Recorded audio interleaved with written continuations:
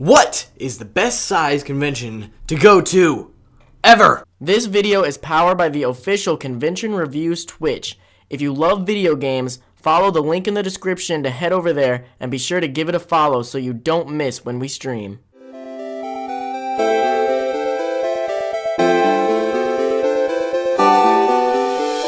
Hey guys, welcome back to Weekday 1-Up. Welcome back to Weekday 1-Up.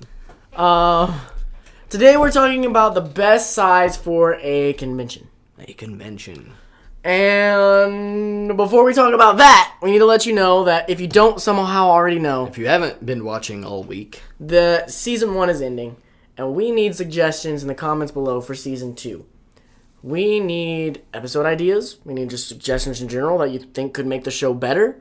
Not saying we'll take them, but we do want them, and we may take them. Mm-hmm. And if you're afraid you're going to miss us, you can always check out our podcast, NakamaCast. It's Definitely. free on iTunes. And check out streams on Convention Reviews. I stream quite a bit, and Dakota's been streaming with me quite a bit. I'm sure he'll be on plenty more. Actually, I'm thinking that for all of this week, I might advertise the stream in the intro. I've got a new thing that says this is powered by the blah, blah, blah. Just for this last week so that you guys can go over there and be able to watch us on there while we're gone, because we'll definitely be doing that. And so yeah, you've probably been seeing that all week. Wait, we're being plugged on Weekday 1-Up now? I was just going to plug it for this week.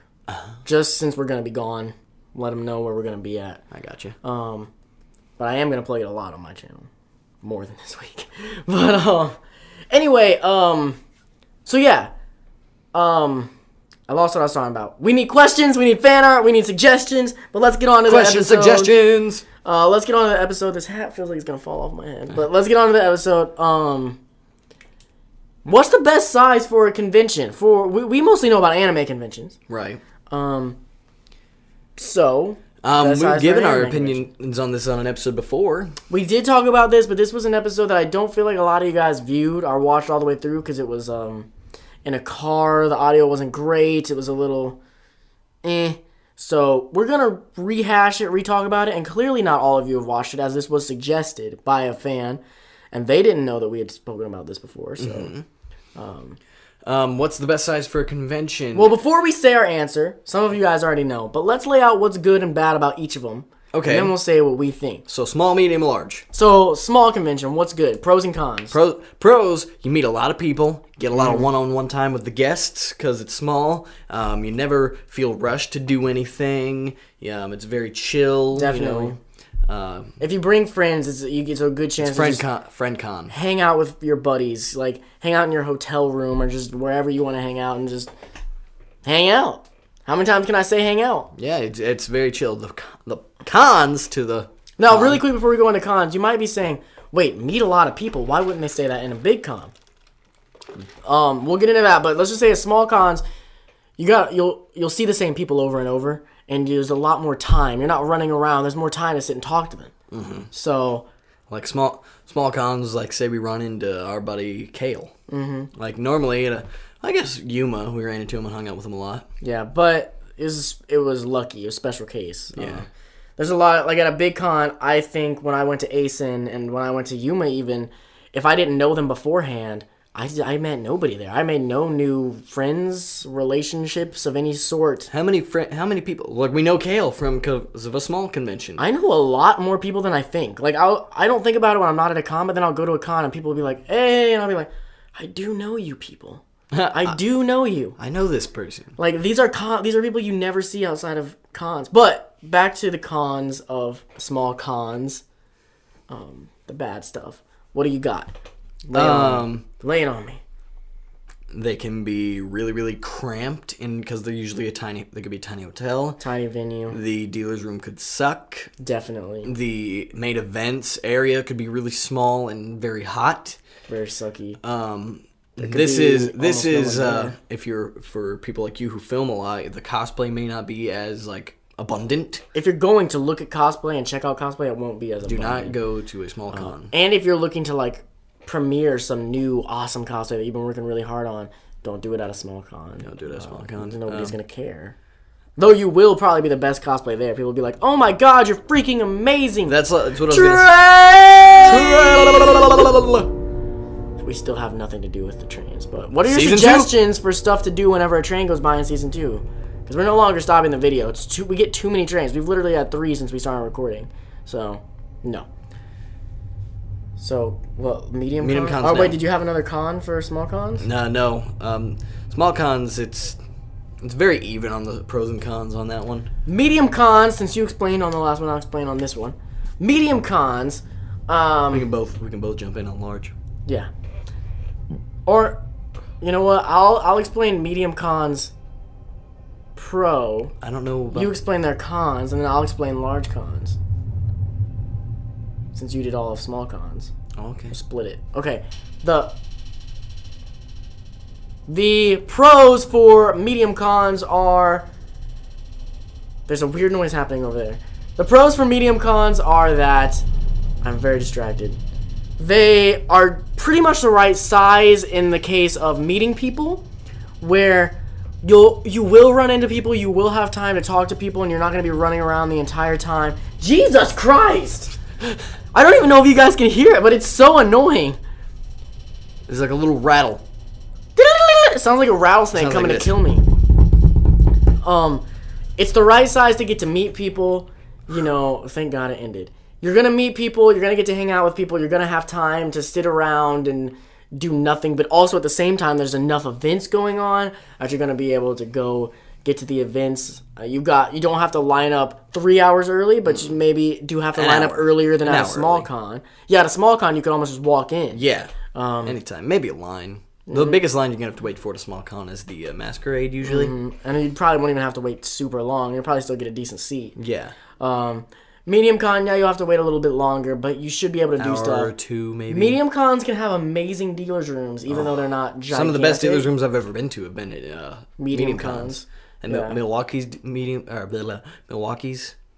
The other thing about medium cons is it'll be a little bit smaller, but they'll still, than like big cons, but they'll still get a lot of big guests. Mm-hmm. So you can, if you play it right, get some one-on-one-ish time with guests. It played right.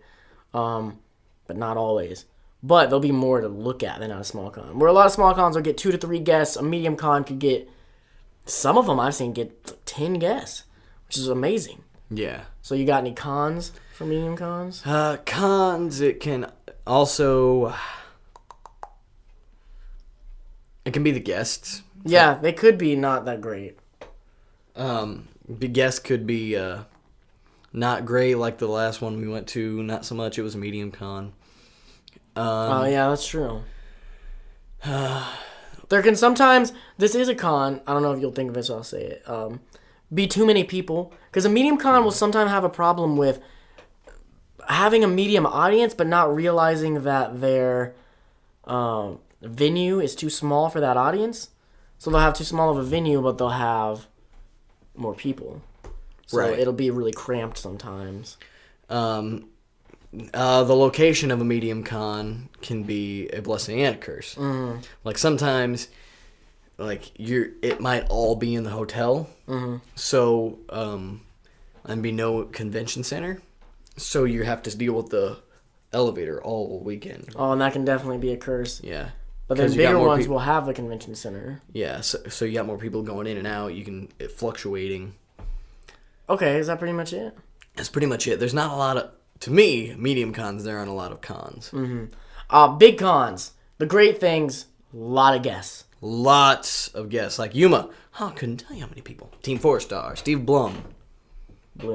So many guests that it'll blow your mind. You'll probably get to see someone that you've been dreaming of seeing forever.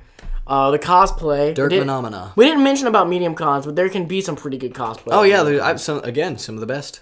But big cons will have amazing, blow-your-mind cosplay. If Asen's cosplay is on another level, so is Yuma's. They're just insanely good cosplay. Their dealer's rooms are insane. You know what we haven't mentioned for any of them? Raves. Yeah. Raves vary. You go to a small... The first con we went to ever was a small con, and we thought that rave was bumping. And... Looking back at the footage, it wasn't. But small cons can have...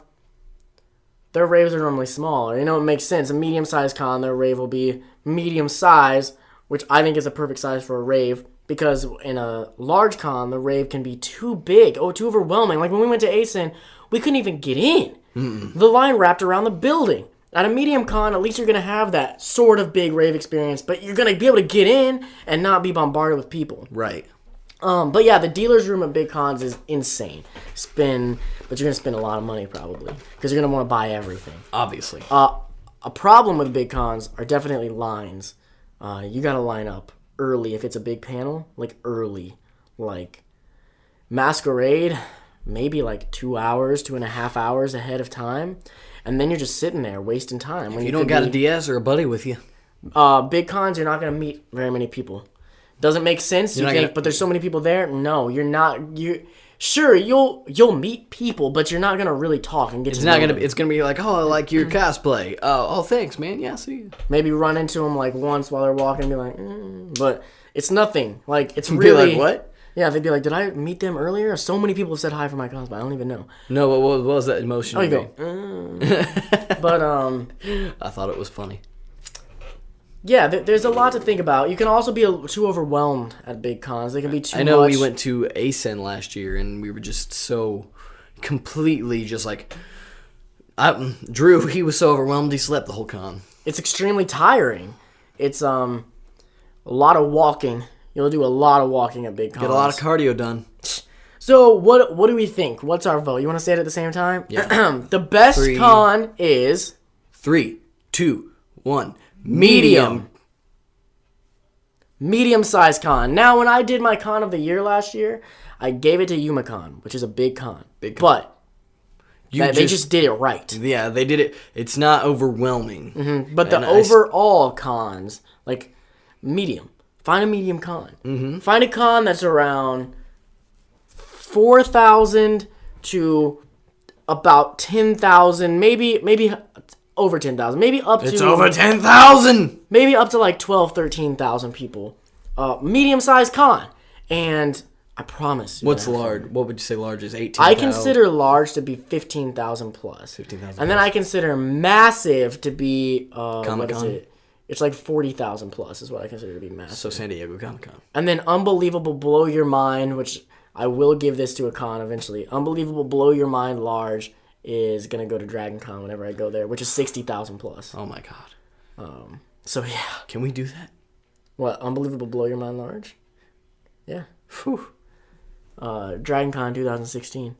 Anyway, so yeah, we like medium cons. To answer your question, that's the best size con for the reasons that we've laid out. It's perfect. Everything about it is perfect. Yeah, they're my favorite. Question of the day. Question of the day. The Mighty Quinn 3000. Hey, buddy. He asks, what do you guys think about DBZ coming back in movie form? Essentially turning the series into a bunch of movies. I actually hadn't thought about it like that. Really? I hadn't thought about it being turned into a series of movies rather than a whole new anime. That's what the point was. That's what they said they were doing when Battle of Gods came out. I thought everyone knew that. I guess I knew that, but I guess I didn't think about. Yeah, it's a movie series now. That's great. Anything to get the new Dragon Ball people to get. It's coming out at the right time because Dragon Ball Z Kai was on Nickelodeon. Because I saw the Battle of Gods in Yeah. I don't know what that means. Battle of Gods. I don't know what this is. Make a gif of that, please. GIF. I'm gonna make that a thing. Make a gif of that. I bet that's a shirt. Make a gif of that. I bet it is. I think it's cool, like, because you had Dragon Ball Z Kai on Nickelodeon. So it got a lot of kids being like, oh, this show's really cool. I know my younger cousin was like, yeah, I really watched Dragon Ball Z. And I was like, oh, that's awesome. Then he's like, yeah, but GT sucks. And I was like, you're wrong. That's another episode. Because I saw Battle of Gods in theaters, and there were plenty of kids, which made it worse because there were a bunch of fat drunk dudes in there that were heckling the movie as it was going. Krillin will save us. But is it good? Like, compared to making it a series? Like, would you rather it be movies or a series? I'd rather it be movies for sure. I'd rather it be movies because Dragon Ball Z has always had this effing problem of pacing. Oh my god, its pacing is terrible. It is so slow. It was okay when I was a kid, but It now was daily. Could you have imagined doing that weekly as a kid? Like, you never get anywhere. The pacing is terrible, and in the movies, it's fixed because they've got a time limit. They can't just make it take forever for them to charge or talk because they got to get to it. They got to get to the action. They got to get to the talking, like through the talking. They got to get to the fighting. They got to get to the comedy sections. Like, I think it's good. I think it's great. They give us a dose of Dragon Ball every, year and a half, and we love it. We take it, and it's great. I think it's going to do better than what an anime would. Yeah, for sure. Because I think an anime... They have a higher budget because it's not weekly. It's exactly.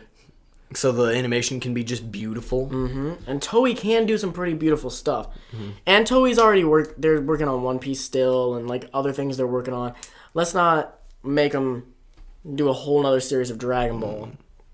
And let's not make Akira Toriyama do that. He has a hard enough time remembering a series anyway. He's getting into old age. Anyway, so we like it. We think it's pretty cool. It's awesome. Yeah, that's pretty much it. Hashtag WD1UP. Leave suggestions for season 2. Leave fan art. You guys know the deal. Thank you so much for watching. We'll see you tomorrow. Stay nerdy. Hey guys, thanks for watching. If you want to watch yesterday's video, click right here in the center of the screen. Don't forget to like, comment, and subscribe. And read the description to find our other channels, plus our Twitch and more. Nice, bro. You should keep that in.